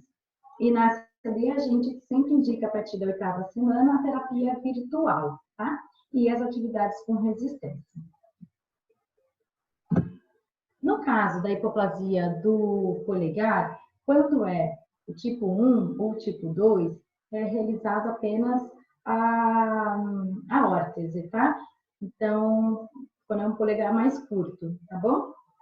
Agora, quando é o tipo 2 com desvio, o tipo 3, você faz a reconstrução desse polegar, tá? Aí o Dr. Edgar, ele coloca várias técnicas cirúrgicas, tá? E aí ele coloca o alongamento ósseo, a oporintoplastia, a zetaplastia da primeira fissura, que é importante, reconstruindo também o ligamento colateral lunar, e as transferências tendíneas também são necessárias, porque não adianta nada você transferir, né? Às vezes fazer a cirurgia e não fazer algumas transferências tendíneas para poder dar função para esse polegar. Então, no caso, quando você faz alguma técnica, deixa eu só ver uma coisa aqui, pessoal. Aqui eles põem ao contrário, tá? Então, no tipo 3, tipo 4 e 5, você faz a policização, quando não tem o polegar, tá? Ou um polegar bastante disfuncional, que é do tipo 3. Então, o objetivo é sempre proporcionar a pinça digital, apreensão de objetos grandes, melhora da estética e função. Então, é importante a criança ter um bom indicador, tá bom? Então, até a 4ª semana, a gente faz o gesso ou uma órtese para o punho e polegar. Aí sim, eu queria voltar naquele slide que foi ao contrário, tá? Então, as novas funções tendíneas, quando a gente transfere, tá? O dedo indicador, o polegar, é passar.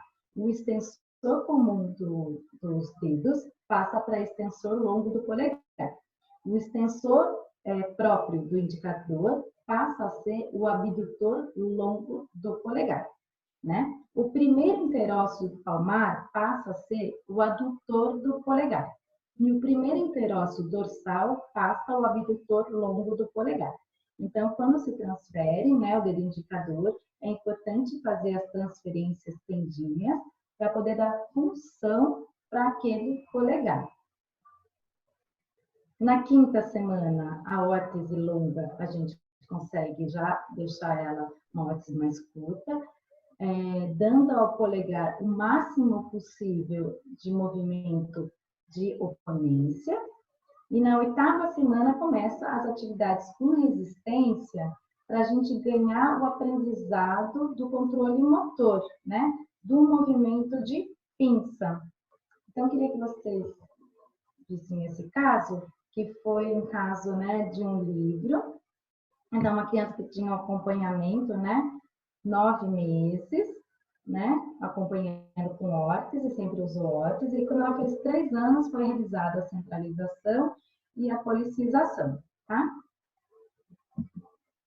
E aí, eu queria que vocês dessem uma olhada, que assim, geralmente essas crianças, elas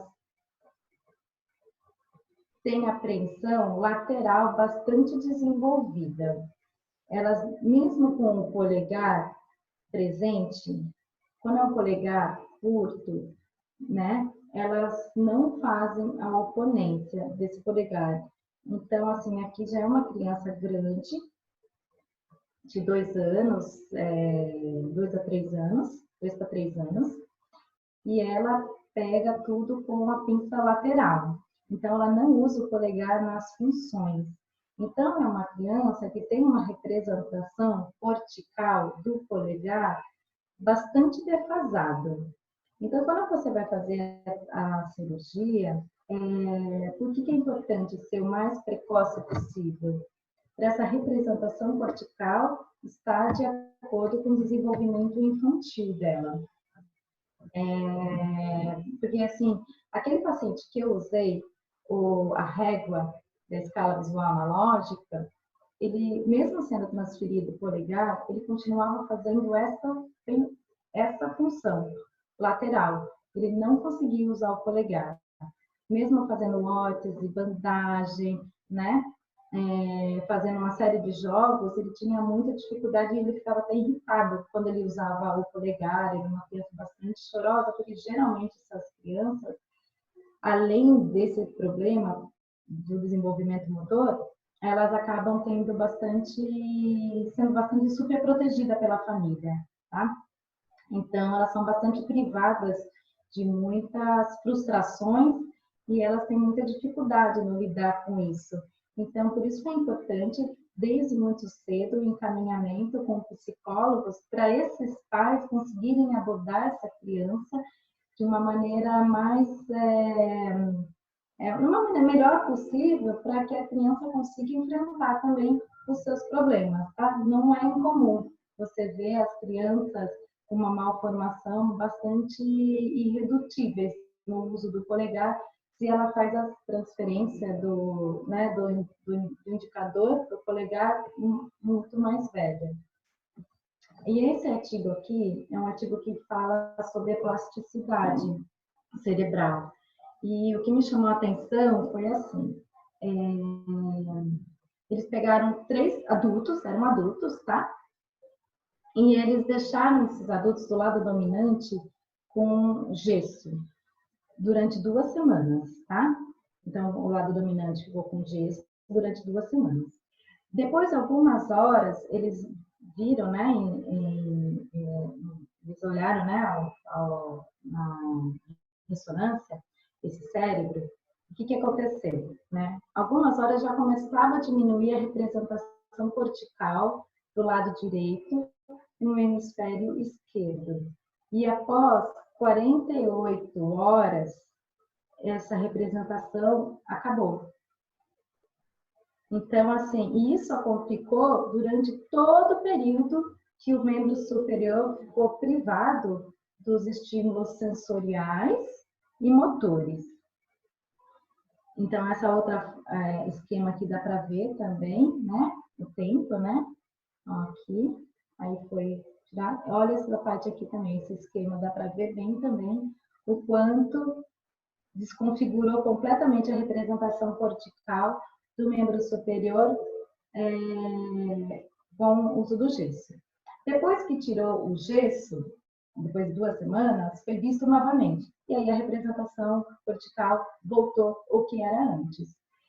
Isso eu acho que, assim, a criança que nasce sem o polegar, ela nunca teve essa representação cortical. Então, ou que nasce com o polegar adulto, né? Então, o polegar curto. Então, assim, nós precisamos realmente ter bastante paciência quando você pega uma criança mais velha e é submetida a esse tipo de cirurgia. A criança tem que querer muito e ser participativa. Mas eu também já peguei uns casos de uma criança que ela vibrava com qualquer movimento que o indicador dela quisesse. Ela tinha 4 anos. Ela também fez a cirurgia na época da pandemia. E era muito engraçado, né? Porque quando ela percebeu que primeiro, por tudo que foi assim, a mãe ela ficou meio receosa em fazer a cirurgia e deixou na mão da criança a solucionar. Falou assim, olha, o que você quer? Né? Aí eu lembro que ele falava assim para o cirurgião, a minha mão vai ter polegar? Vai funcionar esse dedo? Aí o cirurgião falou, vai funcionar, né? Aí ela, então eu quero, eu vou, né? E foi com a cara e a coragem, de 3 para 4 anos.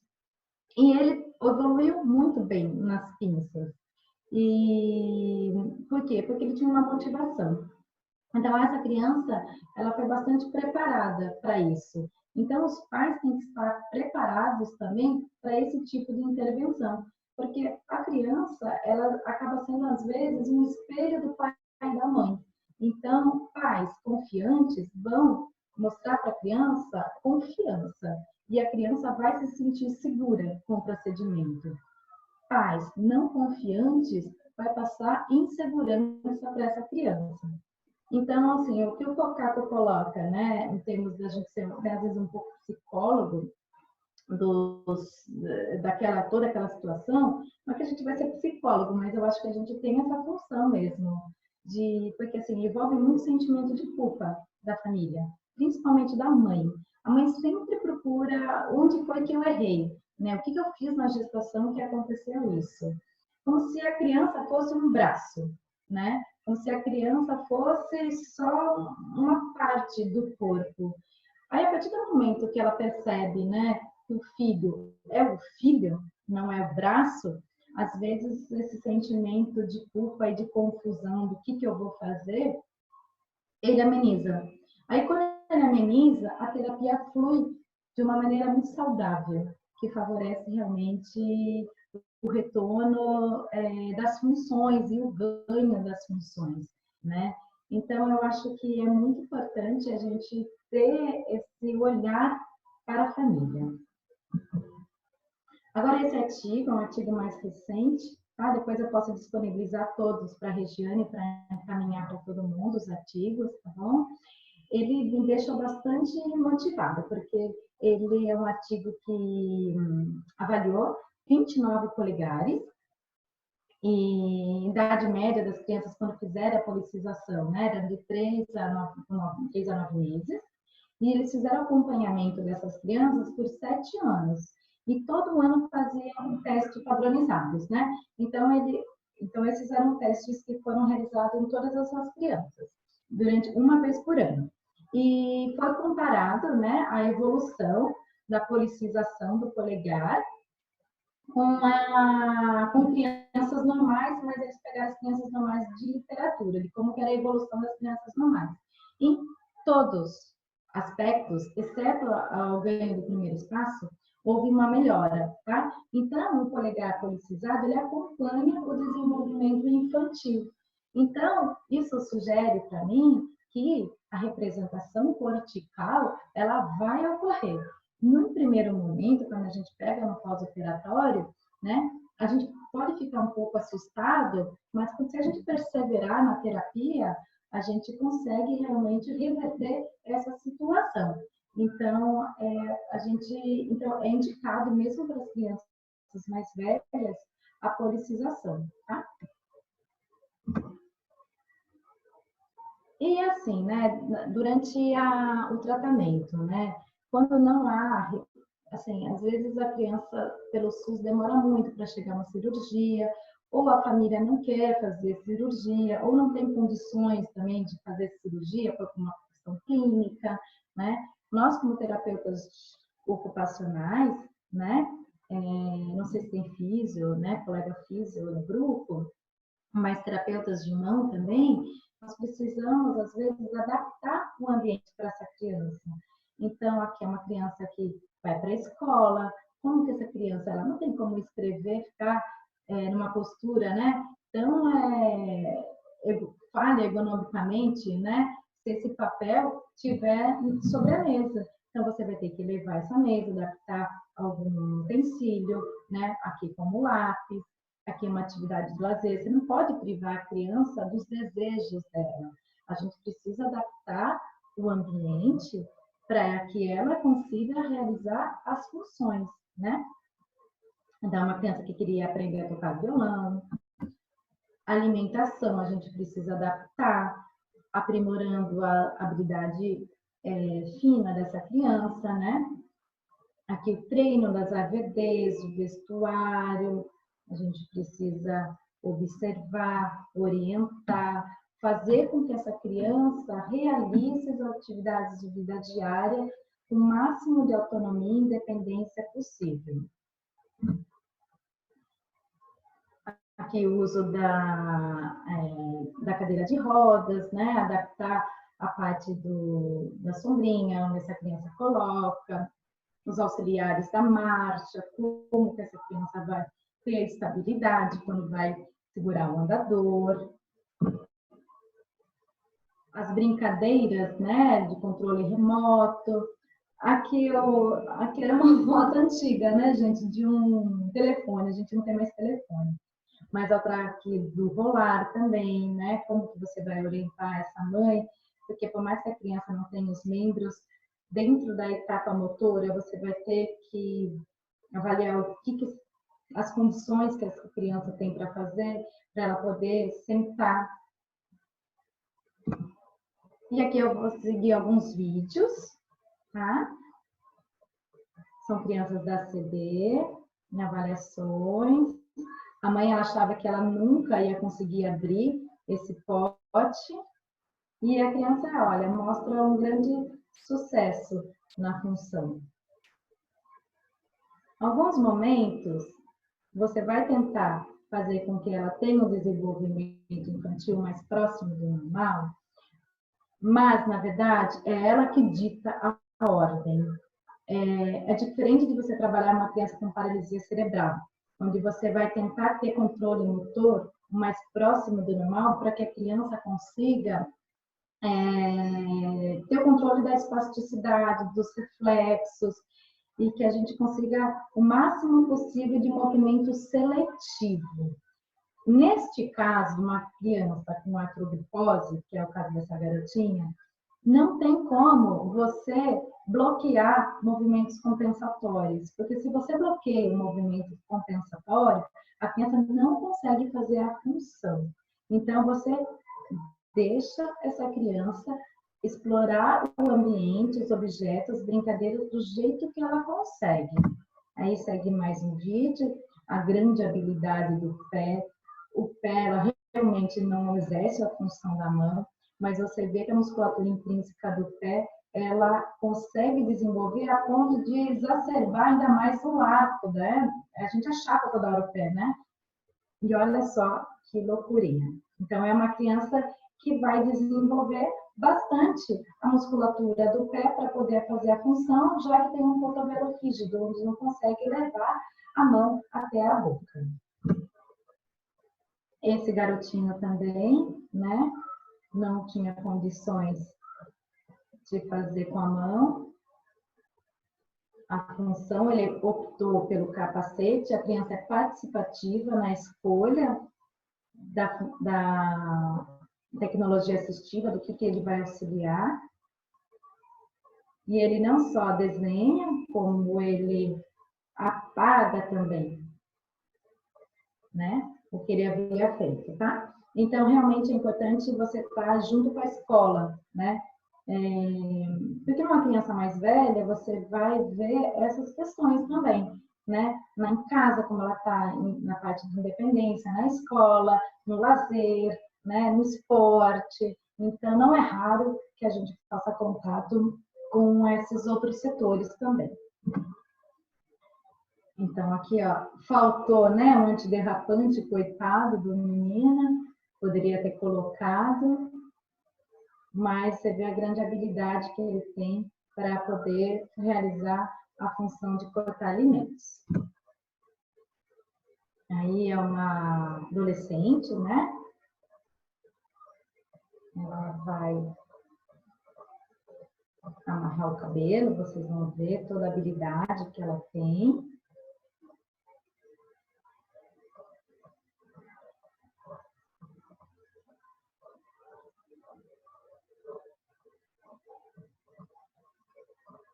E olha, ela não tem nenhum dedo, né, na amputação dela, né? Ela consegue fazer com toda destreza, né, a função.